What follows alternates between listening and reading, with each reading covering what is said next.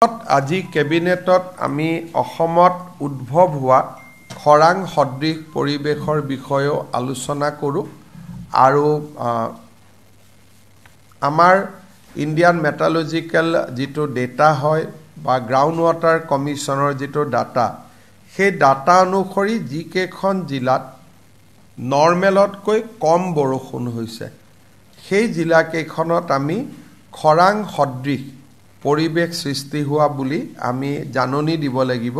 আজি কেবিনেটে এই ক্ষেত্ৰত আমাক ইন প্ৰিন্সিপল অনুমোদন দিয়ে।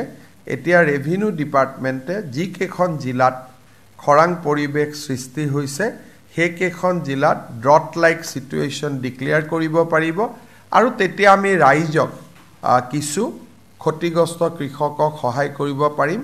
আজি কেবিনেটে ৰেভিনিউ ডিপাৰ্টমেণ্টক এই ক্ষেত্ৰত অথৰিটি প্ৰদান কৰে।